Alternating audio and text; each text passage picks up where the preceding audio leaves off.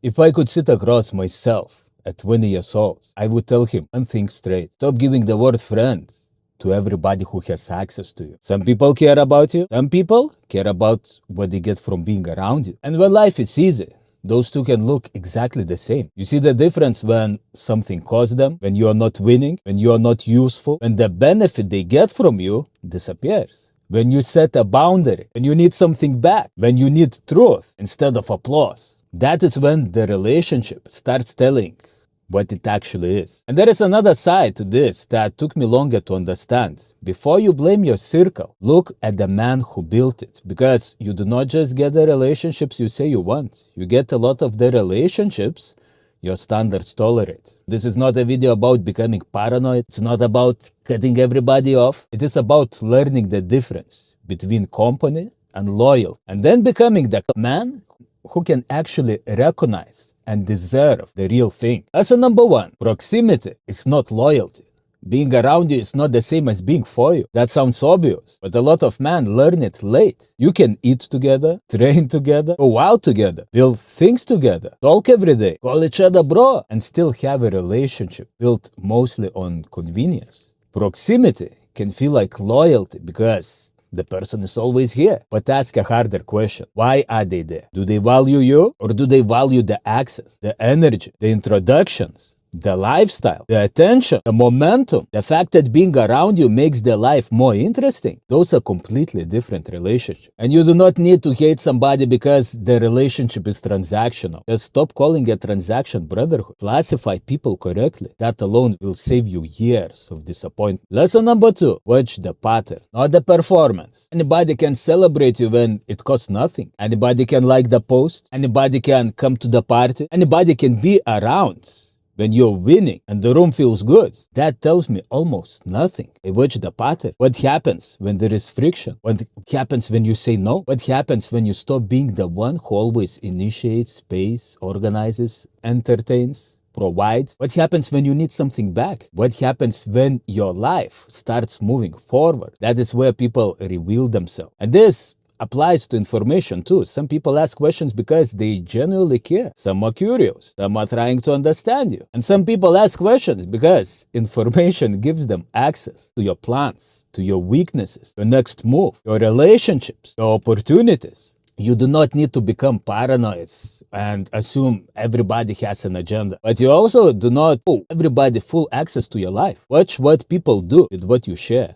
Do they protect it? Do they respect it? Do they encourage the direction you said you wanted? Do they keep fishing for information and somehow your plans become gossip, comparison, competition, unnecessary friction? That is information. And you're allowed to set a boundary without turning it into drama. I'm busy right now. I'll get back to you. I'm keeping that private for now. That's enough. You do not have to explain every move before you make it. You do not have to send everybody a photo. You do not have to tell everybody the plan. You do not have to answer every question simply because somebody asked it. And pay attention to your instinct. Your gut is not a courtroom verdict, but it is data. Sometimes you notice inconsistency before you can explain exactly what feels wrong. If something feels off, do not accuse somebody based on a feeling. Just slow down, share less, watch more. Let the pattern either confirm the feeling or prove it wrong. That is discernment. And warmth is not proof either. A smile is not loyalty. Charm is not loyalty. Words are not loyalty. The pattern is what earns trust. There is a public example that stayed with me. In the Netflix documentary, Sean Combs, The Reckoning, Diddy, executive produced by 50 Cent. Former Bad Boy co-founder Kirk Burrowes says Biggie was supposed to leave Los Angeles for the UK and wanted to go, while Diddy wanted him to stay. The documentary also includes archival audio of Biggie talking about feeling scared and paranoid in that period. Biggie was killed in Los Angeles later that night. Now understand exactly what I'm saying. That does not prove who was responsible for his death. I'm not talking that accusation. The lesson is much narrower. If something inside you keeps telling you situation is wrong, stop automatically overriding that signal because other people want you to stay. You do not need to win the argument first. You do not need everybody to agree with your instinct. Just step back, create a distance. Leave if you need to. Then let the facts become clearer from safer position.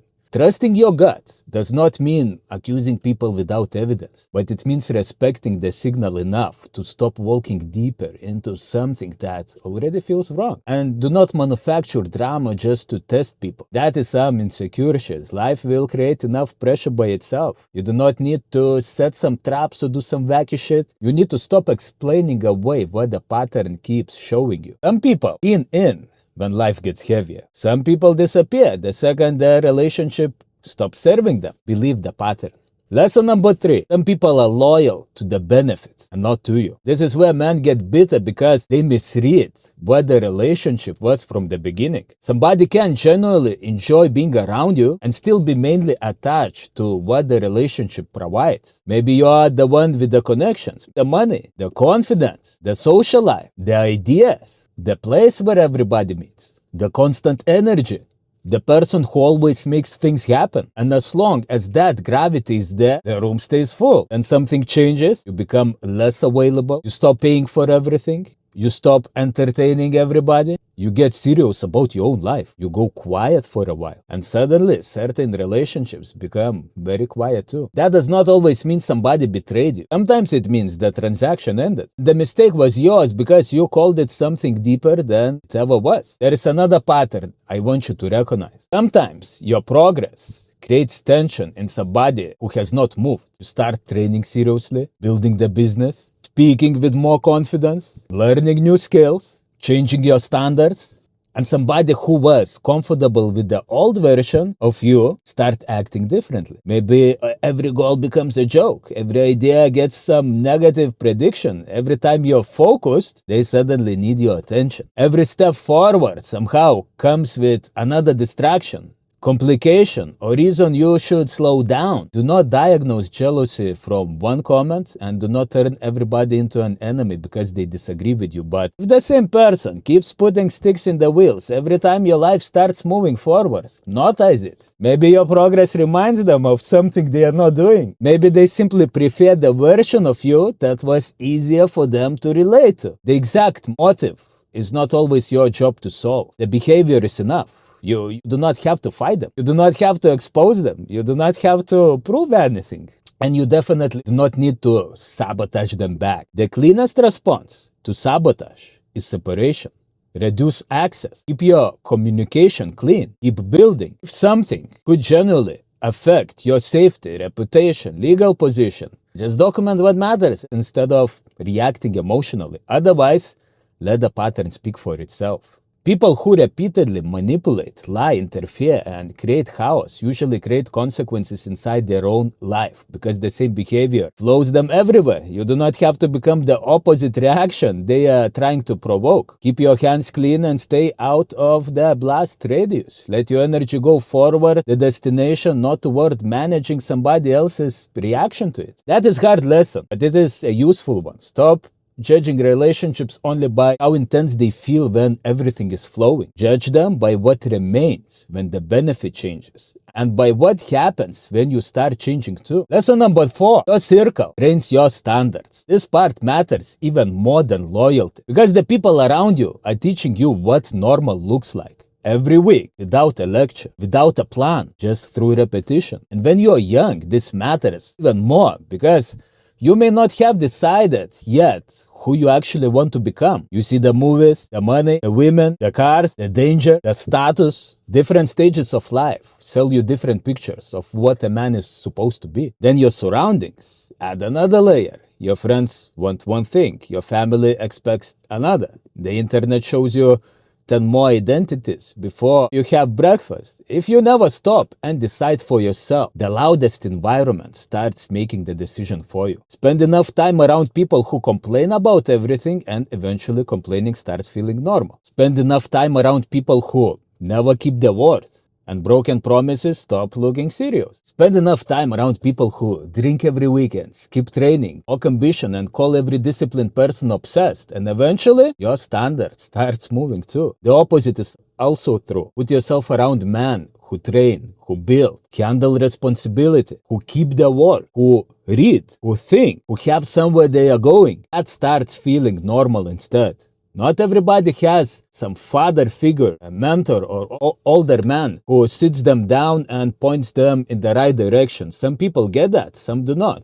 At some point, though, you have to become responsible for choosing your own direction. This is one of the most important things I would tell my younger self. Your environment does not need to physically force you to do anything. It just has to keep repeating the same standard until you stop questioning it. Then one day you look around and realize your habits, your language, expectations, and even your idea of what is possible have changed according to the room.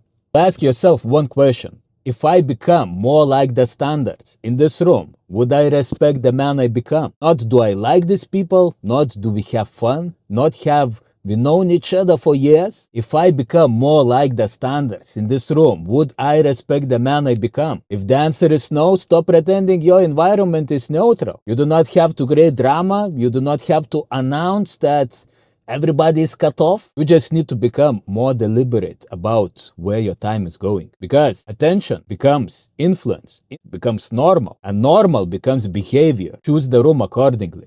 Lesson number 5. Decide who you want to become, then build the skills. This is the part I wish more younger men understood earlier. Do not start with who is going to approve me. Start with who do I want to become as a man. And do not answer that only from the next year or two. Think further. What man do you want to be at 40? At 50? How does he look after his body? How does he speak? How does he handle pressure? How does he earn? How does he treat people? What does he know how to do? What does he no longer need permission for? Then reverse engineer it. If you want to be strong and lean, you need the skills and habits of training and nutrition. If you want to become a better speaker, speak more, record videos, write, post, have conversations. Look awkward in the beginning? Who gives a fuck? That is how skill is built. If you want to build a business, learn to sell, learn to communicate, learn to solve problems, learn to keep going when nobody's clapping. If you want to become calmer, keep promises to yourself. Do difficult things on purpose. Stop needing every person around you to confirm that you're on the right path. Think about yourself like an avatar in a video game. You start with 13 stats, some are strong, some are weak, and you decide what character you are building. And every repetition adds something. One workout does not build a body. One video does not make you a speaker. One sales call does not make you persuasive. One difficult conversation does not make you confident. But 1,000 repetitions change you. Repetition becomes skill, becomes evidence, becomes confidence. Changes identity. And then the things that once felt difficult start feeling normal because you have become the man who can do them. This is why I do not think confidence starts with approval. You build your own approval by becoming somebody you can respect. And once the direction, friendships become easier to classify too. Good men normally have a life of their own. Direction, responsibilities, work, family, training, a mission. Something that matters to them independent of your proximity. They do not need to borrow your momentum because they have their own. That changes their relationship completely. Now they are around you because they choose alignment, not because they need your orbit to feel important. That is the man I respect, and that is the man I want to be around, and who have momentum in their own life. Men who can disappear for a week because they are handling business and come back without the friendship needing constant maintenance. Men who do not need you to shrink so they can feel more comfortable. Men who can watch you level up without turning it into some competition. But again, turn the camera back on yourself. Do you have a direction? Do you have skills you are building? Or are you demanding powerful people around you while spending your own life chasing attention and some approval? Build a life with weight. Build the skills. Stack the repetitions. Move toward the man you decided to become. You become much harder to manipulate when belonging is no longer your main source of identity. Lesson number 6. Real friendship can carry truth and weight. This is where real relationships separate themselves. A real friend should be able to do two things: carry truth and carry weight. Truth means he can tell you something you do not want to hear when he genuinely believes you are fucking yourself up. Not because he wants to dominate you, because he would rather risk a little tension than watch you lie to yourself. And weight means when life gets heavy, he does not immediately start calculating whether being around you is still convenient. That does not mean a real friend fixes your life. It means a relationship does not disappear the moment it asks something from him. This is why agreement is such a weak test of friendship. The person who agrees with everything you say might just be protecting access. The person willing to tell you the truth might care far more. Think about something simple. You tell your friend, I need to get myself back in shape. I'm tired of carrying this big ass belly. I'm training again. I'm getting my life under control. 2 weeks later, making the same excuses. The easy friend says, don't worry about it. You're good. Relax. Start Monday. The real friend might say, you told me this mattered to you. What the fuck are you doing? That sentence may annoy you more, but which one actually respects the goal you said you had? That is the difference. A real friend does not need to insult you. He does not need to humiliate you. He does not need to control you. But he should be able to tell the truth without being terrified that one uncomfortable conversation ends the relationship. And you need to be able to receive it too. I have had people tell me things I did not like hearing. Sometimes my first reaction was resistance. Then the emotion settles, you look at it properly, and sometimes you realize, fuck, there is something in that. That's not an enemy. Sometimes that is information. If somebody in your life can tell you the truth without trying to humiliate you, protect that relationship. Rare people are worth protecting. Lesson number 7. Before you audit your circle, audit yourself. That is the part that stops the whole conversation turning into some victim mentality. It is easy to say everybody is fake, people are disloyal, nobody is real anymore. Maybe, but before you build your identity around that story, just look in the mirror. Are you loyal? Do you keep people's confidence? Do you tell the truth when it would be easier to flatter? Do you disappear when somebody cannot do anything for you? Do you only call when you need something? Do you protect people's names when they are not in the room? Do you keep your word? Do you stand on the same standard when nobody is watching? Because you do not get to demand deep loyalty while living transactionally yourself. You do not get to complain about weak men around you while constantly rewarding weak behavior because you are scared to be alone. And you do not get to ask for a powerful circle while bringing no purpose, no honesty, no discipline, and no value into the room. Sometimes your circle needs to change. Sometimes you need to change. Usually there is some work on both sides. Audit the relationships, but audit yourself with the same intensity. Who are you when there is nothing to gain? What friend are you when the other person is struggling? Can you tell the truth without making it about your ego? Can you hear the truth without treating every correction like disrespect? Can people trust your word? Can they trust your silence? Can they trust that your loyalty is not rented by convenience? That matters. Because strong relationships are not something you simply find. You also have to become capable of holding them. And do not leave this video thinking nobody can be trusted. That is bitterness pretending to be wisdom. Real people exist. Good men exist. Loyal people exist. But stop handing everybody the same level of access before the relationship has earned it. Watch the pattern, not just the smile, not just the words, not just how interested somebody seems when they are asking you questions. Watch what they do with your trust. Watch what happens when you set a boundary. Watch what happens when you grow. Watch what happens when you stop feeding the relationship. Watch what happens when there is nothing obvious for them to gain. And if something inside you keeps telling you to slow down around somebody, listen enough, become more observant. You do not need to accuse them. You do not need to create drama. You do not need to prove that your instinct was right. Protect your attention. Protect your information. Protect your direction. Then make calm decisions. Invest harder in the real ones. Reduce access where the pattern is obvious. Stop forcing relationships that only work when you keep feeding them. And most importantly, decide who you are becoming. Not who gets you approval this month. Not who looks impressive in somebody else's eyes. Who are you building?